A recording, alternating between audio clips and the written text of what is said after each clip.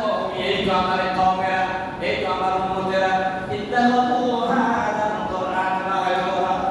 I রব্বুল আলামিন এরা কোরআন শরীফকে অপদস্থ অপমান করেছে, কোরআন শরীফকে এরা গুরুত্ব দেয় নাই, দাম দেয় নাই।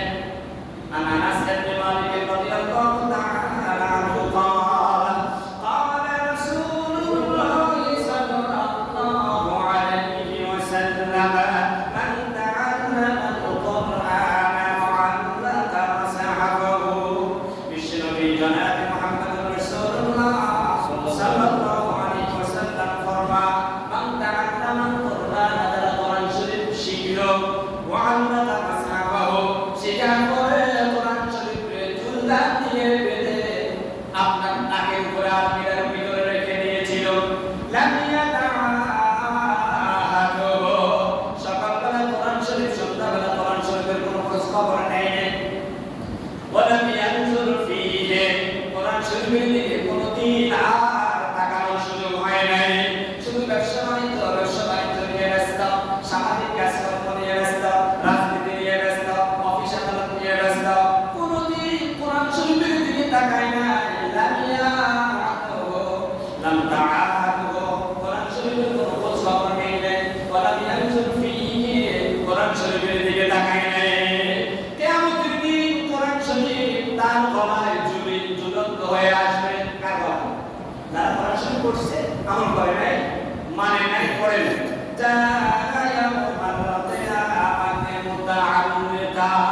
কোরআন শরীফে আল্লাহ পাক ওই বান্দার গলায় ঝুলিয়ে দিবে। কোরআন শরীফ ঝুলন্ত অবস্থায় আসবে, আসবে ইয়া ইয়াকুনু ইয়া রাব্বাল আলামিন ওয়া রাব্বুল আলামিন আন্তা আবাদাকা আদাতাখাযুনি মাহজুরা। আমি যার গলায় ঝুলন্ত হয়ে আপনার দরবারে উপস্থিত হলাম, কোরআন শরীফ বলবেন। এই যে আপনার বান্দা রহিমুল্লাহ, গরিবুল্লাহ, ওয়ালিউল্লাহ, খাদিমুল্লাহ, এই যে বিভিন্ন নামের নামকৃত ব্যক্তিরা আসবেন। ও আল্লাহ, এরা কোরআন শরীফ সকালবেলা তুমি পড়েছিল নামাজ কালাম শেখার জন্য, এরপরে হাফিজ মাদ্রাসায় তাই কয়দিন পড়েছিল, কয়দিন মাদ্রাসায় মাওলানাগিরিও পড়েছিল, এরপরে এই মানুষগুলো কোরআন শরীফ আর পড়ে নাই, কোরআন শরীফ আমল করে নাই। কোরআন শরীফ গুলোকে ঝুলদান বেঁধে তাকের উপরে, ট্যাক্সির উপরে অথবা পিলার ভিতরে রেখে দিয়েছিল। আয় আল্লাহ, তোমার রাসূলের নামের জন্য আমি কোরআন শরীফ সাক্ষী হয়ে গেলাম। ইয়াকুলু ইয়া রাব্বি ইন্না কওমি ইত্তাখাযু হাযাল কুরআনা মাহজুরা। আয় আল্লাহ, আমাকে অপমান করেছে, আমাকে ঝুলদান বন্দী করে রেখেছিল, অথচ তুমি কোরআন শরীফ নাযিল করেছিলে সমাজ সংস্কার করার জন্য, রাষ্ট্র সংস্কার করার জন্য, রান্নাঘর থেকে পার্লামেন্ট পর্যন্ত, আন্তর্জাতিক জীবন পর্যন্ত কোরআন শরীফ দিয়ে পুরো পৃথিবী চলবে। তোমার নবী যেভাবে দেখিয়ে দিয়েছিল, আবু বকর ওমর ওসমান যেভাবে কোরআন শরীফ দিয়ে পুরো বিশ্ব চালাইছে, তাদের কোরআন শরীফ আরবির উপর রাখে নাই। এই মানুষগুলো কোরআন শরীফ পড়ছে, আমল করে নাই। এই মানুষগুলো কোরআন শরীফ আরবির ভিতরে রেখে দিয়েছিল, লাম ইয়ানজুর ফীহি, এই মানুষগুলো কোরআন শরীফের দিকে তাকায় নাই। ফাকুতি বাইনি ওয়া বাইনাহু, আমার মাঝে এবং আপনার এই বান্দাদের মাঝে সঠিক চূড়ান্ত ফয়সালাটা করে দেন। কেন এরা আমাকে অপমান করেছে? নাউযুবিল্লাহ। এই হাদিস শরীফের রেফারেন্স আল্লাহ পাক কোরআনে কারিমের সূরা তাহা 124 26 নম্বর আয়াত নাযিল করলেন। ওয়া মান আ'রাদা আন যিকরি ফাইন্না লাহু মাঈশাতান দানকা ওয়া নাহশুরুহু ইয়াওমাল কিয়ামাতি আ'মা। আল্লাহ রাব্বুল আলামিন বলেন, যারা আমার কোরআন শরীফ অপমান করলো, অপদস্থ করলো, ওলামায়ে কেরাম বলেছেন তিনটি কারণে কোরআন শরীফ অপদস্থ হয়। কোরআন শরীফে না পড়লে অপদস্থ হয়, কোরআন শরীফের উপর আমল না করলে অপদস্থ হয়, কোরআন শরীফে যা আল্লাহ ওয়াদা করেছে তা মাথা পেতে না নিয়ে, যা নিষেধ করেছে তা প্রত্যাখ্যান না করলে কোরআন শরীফ অবমাননা হয়।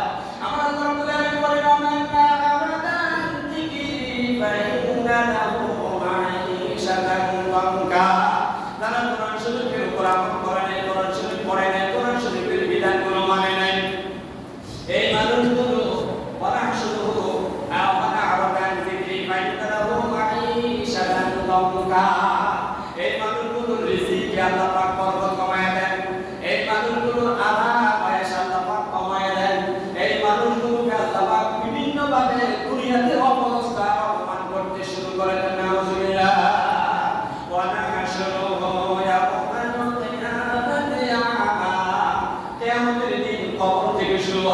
কবরে এই মানুষগুলো অন্ধ হয়ে থাকবে, হাসরের ময়দানে এই মানুষগুলো অন্ধ হয়ে উঠবে। কারা? যারা কোরআন শরীফ অবমাননা করলো। আমরা তো মনে করি কোরআন শরীফের এমনি হাত দিয়ে পালাই দিলে অবমাননা হয়। ওলামায়ে কেরাম বলেছে না, শুধু তা অবমাননা নয়, কোরআন শরীফ না পড়লে অবমাননা, কোরআন শরীফ গবেষণা না করলে অবমাননা, কোরআন শরীফ যা ওয়াদা দিয়েছে তা পালন না করলে অবমাননা, কোরআন শরীফ যা নিষেধ করেছে তা প্রত্যাখ্যান না করলে অবমাননা। এই মানুষগুলো আহশুতু ইয়াউমাল কিয়ামাতি আমা, কিয়ামতের দিন এই মানুষগুলো অন্ধ হয়ে উঠবে। কে? কোরআন শরীফ তারা পড়ে না, কোরআন শরীফ বোঝা আমল করে না। এরপরে এই মানুষগুলো বলবে রব্বি লিমা হাশারতানি আমা ওয়া ক্বাদ কুনতু বাসীরা। এই মানুষগুলো বলবে আল্লাহ, ও আমাদের রব, দুনিয়াতে তো আমাদের চক্ষু ছিল, আমরা তো চোখ দিয়ে দুনিয়া দেখতাম, সব কিছু দেখতাম, স্কুলে ক্লাস দেখতাম, বই পড়াইতে পড়ে দেখতাম, বিজ্ঞানের বিভিন্ন সূত্র আমরা পড়তাম, ল্যাবে গিয়ে বিভিন্ন জিনিস পরীক্ষা নিরীক্ষা করতে দেখতাম চোখ দিয়ে। আজকে কেন আল্লাহ আমাদেরকে অন্ধ বানাইয়া উঠাইয়া? কেন আসেনিকে দিলে? আমার আল্লাহ জবাব দিলেন ক্বালা কাযালিকা আতাকা আয়াতুনা ফানাসিতাহা ওয়া কাযালিকাল ইয়াউমা তুনসা। কিয়ামতের দিনে কোরআন শরীফ আল্লাহর পক্ষ, কোরআন শরীফের পক্ষে আল্লাহ দিয়ে বলবেন, আমার কোরআন শরীফ দুনিয়াতে দিয়েছিলাম, তোমরা পড়বে, রিসার্চ করবে, আমল করবে, গবেষণা করবে, দুনিয়ার সব কিছু তোমরা পড়তে পারবে। দৈনিক পত্রিকা না পড়লে তোমাদের ঘুম আসতো না, ম্যাগাজিন না পড়লে, কোন উপন্যাস না পড়লে তোমাদের ঘুম আসতো না, ফেসবুক একদিন না দেখলে তোমাদের ঘুম আসতো না, ইউটিউব না দেখলে ঘুম আসতো না, রাজনৈতিক দলের খবর দেখার টেলিভিশন না দেখলে ঘুম আসতো না, সব দেখতা, সব পারতা। ওই সময় তোমার কোনো অজুহাত ছিল না। কিন্তু আমার কোরআন, আমার নবীর রেখে যাওয়া কোরআন শরীফ আমল করতে, রিসার্চ করতে তোমাদের বিভিন্ন অজুহাত দাঁড় করাইতা। দুনিয়াতে যেরকম চক্র থাকা সত্ত্বেও তোমরা কোরআন শরীফ অন্ধের বান করে কোরআন শরীফ রিসার্চ করাটা ছেড়ে দিয়েছ। আজকে আমি আল্লাহ তোমাদেরকে অন্ধ বানাইয়া উঠাইলাম, তোমাদেরকে চক্ষু দেব না। এর তাফসীর আল্লাহ পাক আরেকটা বলেন, লা ইউকাল্লিমুহুমুল্লাহু ইয়াওমাল কিয়ামাতি ওয়া লা ইউযাক্কিহিম। কিয়ামতের দিন কোরআন শরীফ অবমাননাকারীদের সাথে আল্লাহ পাক কথা বলবেন না, তাদেরকে হাউজে কাউসারের পানি দিবেন না, কোনো কিছু দিয়ে আল্লাহ পাক তাদেরকে সাহায্য করবেন না। তাহলে কোরআন শরীফ যদি আমাদের আপনাদের বিরুদ্ধে চলে যায়, কোনো উপায় আছে? আছে উপায়? এজন্য কি করতে হবে? কোরআন শরীফ পড়তে হবে। বলেন কোরআন শরীফ কি করতে হবে? পড়তে হবে। 2 নম্বরে আমল করতে হবে। 3 নম্বরে কোরআন শরীফের আইন পরিবারে, ব্যক্তি জীবনে, পারিবারিক জীবনে, সামাজিক জীবনে, রাষ্ট্রীয় জীবনে সর্বত্রই কোরআন শরীফের আইন বাস্তবায়ন করার জন্য প্রাণান্তকর প্রচেষ্টা করলেই